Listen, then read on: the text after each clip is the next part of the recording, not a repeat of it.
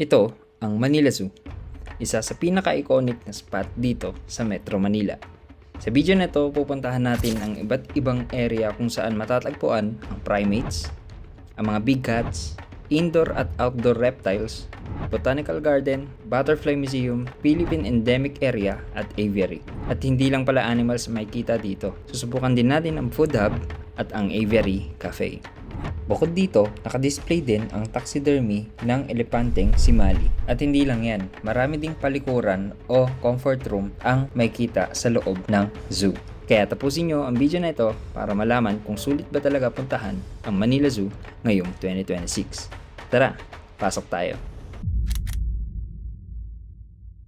Hello guys, nandito kami ngayon sa Manila Zoo and bago pa lang tayo makapasok sa entrance, makikita nyo na kagad itong katawan ng elepanteng si Mali. Ito yung taxidermy niya guys.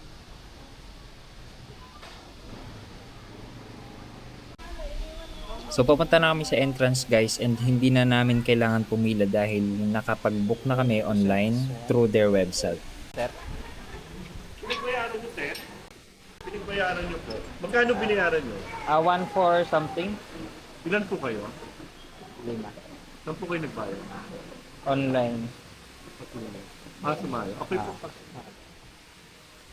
Thank you po.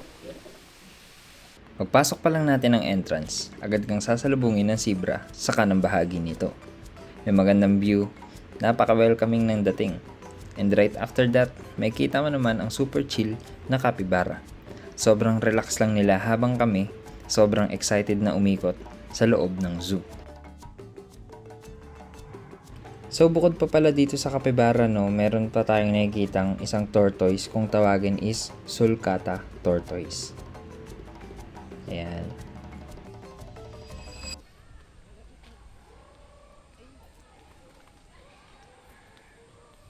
Next up natin, ang savanna area. Dito makikita natin ng mga animals na parang nasa open grassland setup.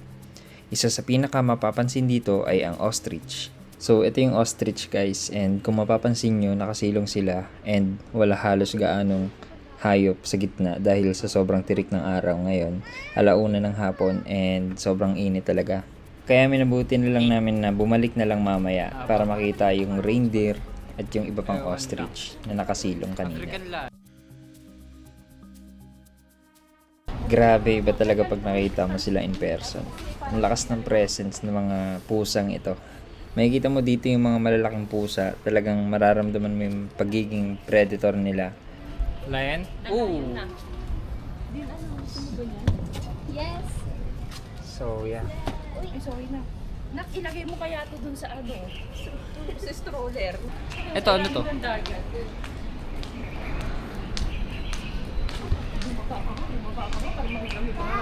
Tulog, tulog. Tulog day? Tiger day. Wala, ang sarap nilang kayakap na pag nakain. So guys, sa mga oras na to, tulad yung sa Savannah area, yung mga big cats na nandito is nakasilong and namamahinga at the moment. Ayan, kung makikita nyo, nakahiga lang sila dun sa sulok. Kaya minabuti namin na kumain na muna and hanapin kung saan nakapwesto yung mga kainan.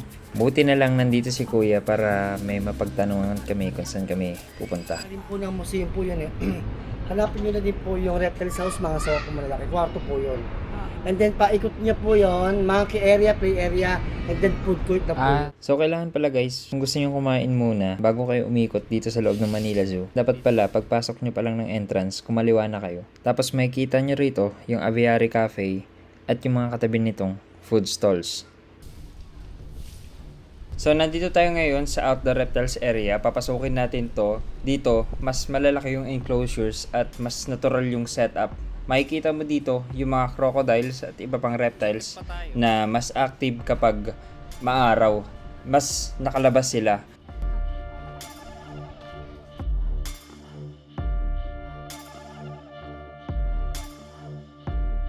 So pagpasok pa lang namin guys, agad nang bumungad sa amin itong napakalaking buhayan na to. Isa itong saltwater crocodile at sobrang napakalaki and napakalusog nito.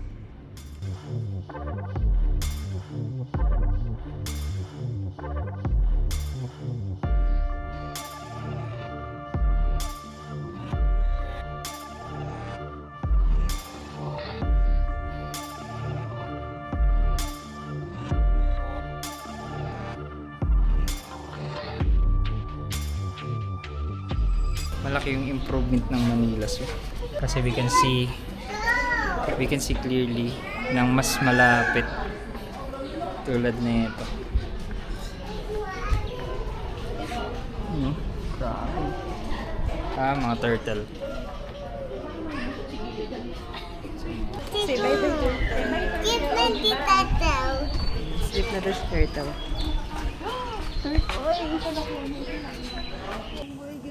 Yeah, look at Oh my here. God!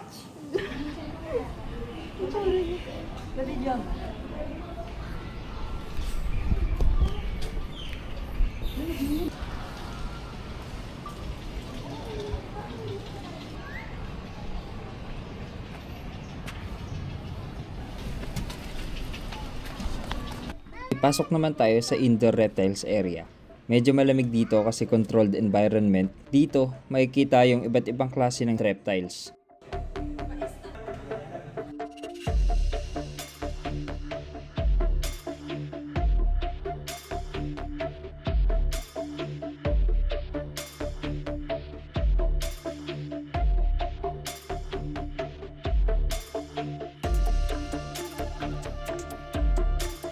Isa sa mga napansin ko dito guys is yung mga bagong hayop tulad ng pagong kanina na pinakita ko sa inyo. And ito nga yung mga enclosures nila na napakagaganda na and maayos na yung setup at the same time. Wow! Ano yan eh? Burmese python.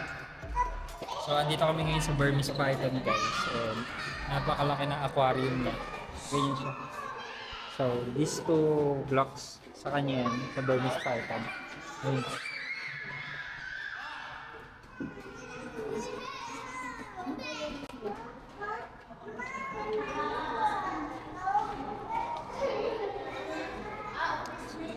Sobrang ganda dito. Ang laki ng improvements. So what's in here? Elongata tortoise. Lab, go.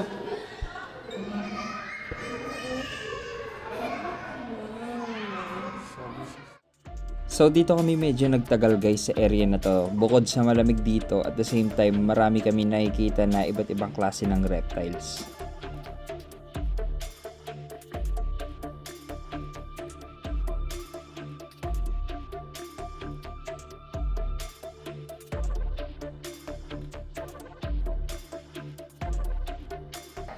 Ito gumagalaw oh. Rapid. Itong ahas na to guys na pinagkakaguluhan, tinatawag itong Samar Cobra. Ang Samar Cobra ay isang uri ng speeding cobra na matatagpuan sa Samar at iba pang bahagi ng Visayas at Mindanao. Kaya nito magbuga ng lason sa mata ng kalaban para ipagtanggol ang sarili. At ang lason nito ay maaaring makamatay kapag hindi agad naagapan.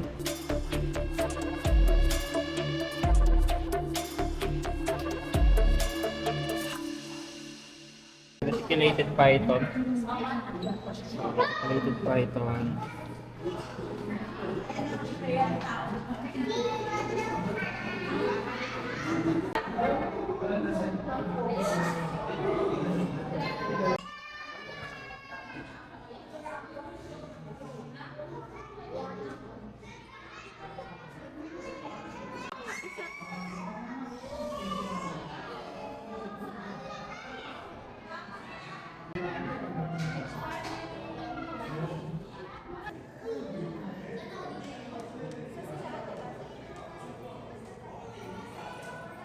Tapos nilabas na nga itong pinakahihintay ng lahat, isang Burmese python na kung saan pwede kang kumuha ng litrato o mag-video habang hawak-hawak ito.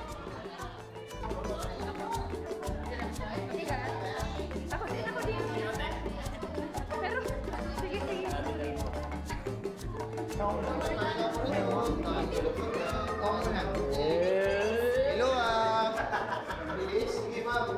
Kakapihan mo.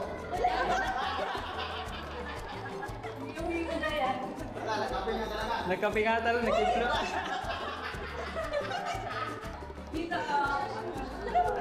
Isang posing naman. Pang-word dito ba? Yung maganda ka. Ito yung camera ko lang. Sige. Sige ma'am, ikaw ang pili. 1, 2, 3.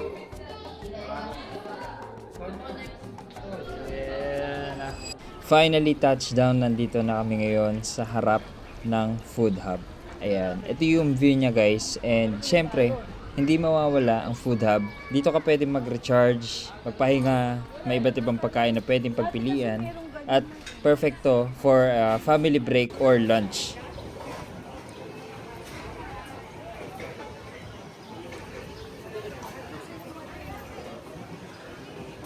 At kung magtataka ka kung bakit mayroong palaruan dito sa loob ng Manila Zoo, katabi nito ay ang mga primates na kung saan merong play area habang nagva-viewing ka sa mga primates na nandito.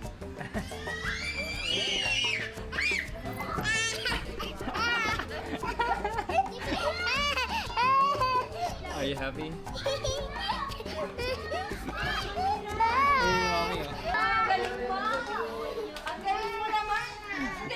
Hindi niya in-expect biglang bulusok. Diyan na siguro. Dito na lang te. So yan, kailangan magtanggal ng sapatos guys. Naku, mainit pa. It is great!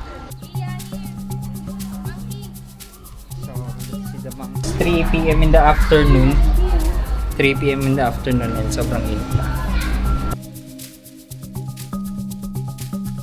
Ang ganda dito kasi habang nag-o-observe ka ng monkeys, may play area sa gilid para sa mga bata. So habang busy sila maglaro, ikaw naman chill lang habang pinapanood yung mga makukulit na primates. Perfecto for families kasi hindi boring. Interactive talaga yung experience, lalo na sa mga kids.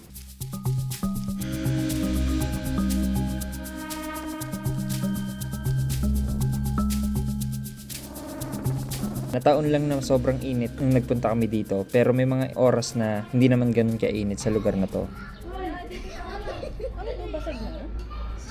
Or design?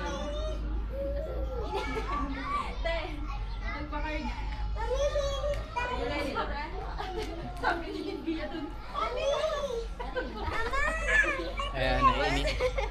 Nakaano ako, nakasaksak ko. Bahala kayo. Ayun o, di alok ko. Ayun o. Uy, SPG yan.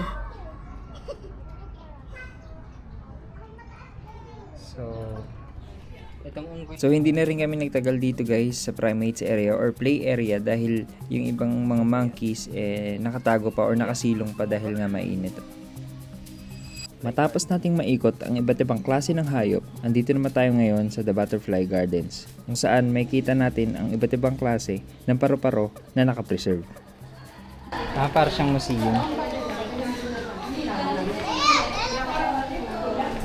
Sana. Kasi nga namin yan.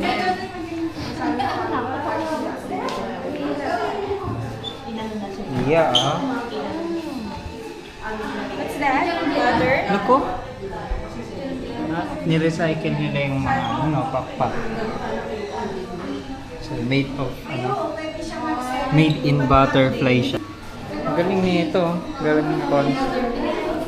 So made in butterfly. Sorry.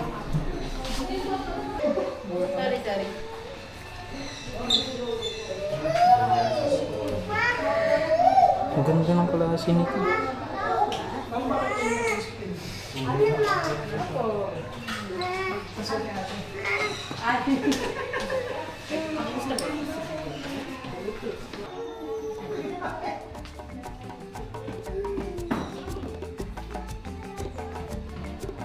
Ay, sir.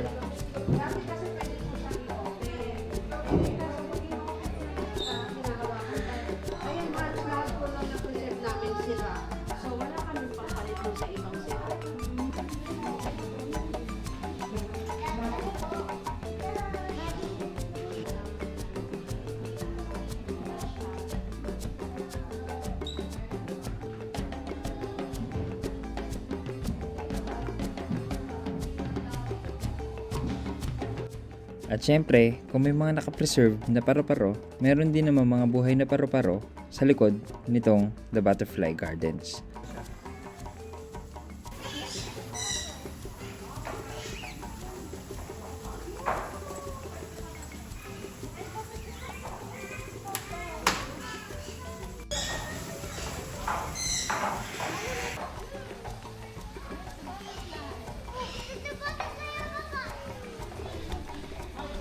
Siya nga pala guys, meron itong ikalawang palapag na kung saan pwede mong makita yung view ng baba.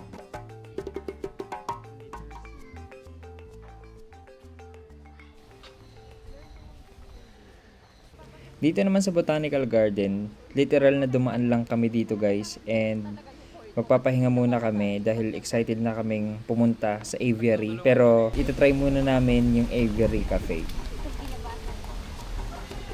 Sabi ng mga isda, ako sana hindi ma-shoot. Marami naman tayong tutuparing niche.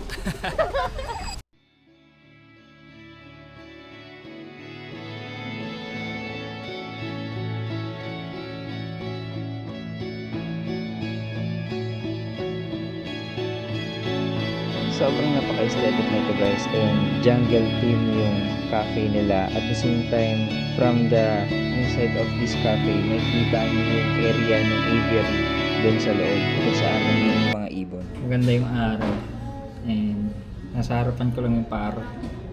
Hindi ko alam anong klaseng parrot to guys.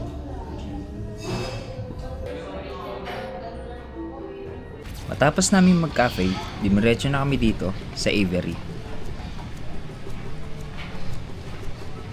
My God, puro mo tayo makikita mo. So, andito kami ngayon guys sa aviary. And hapon na kami pumunta dito para hindi na gaanong mainit.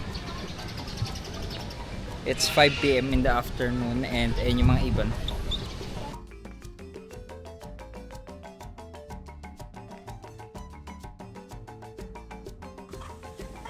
So, itong nakikita nyo na to guys, peacock to. Hindi nagkakamali. So, pumatong siya dyan. Ayun yung maingay dito sa area na to. At kung mapapansin nyo rin, binago na talaga nila itong area na to. Tinaasan nila yung aviary para mas malawak yung naliliparan ng mga ibon. Hindi tulad dati na hindi ganun kalaki o kataas itong nasabing aviary dito sa Manila Zoo.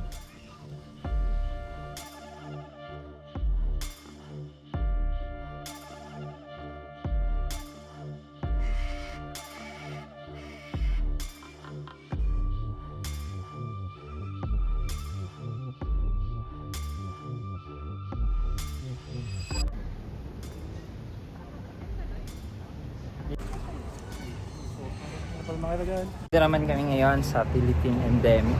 So, andito pa pala yung ibang birds, guys. Dito sa Philippine Endemic Area na kung saan itong mga hayop na nakalagay dito ay dito lamang matatagpuan sa ating bansa.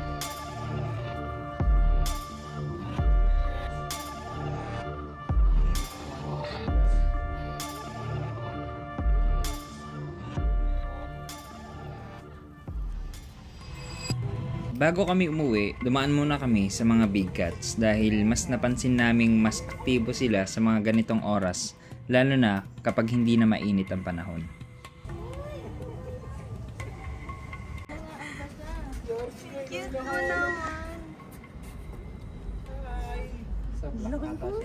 And that's our Manila Zoo ngayong 2026.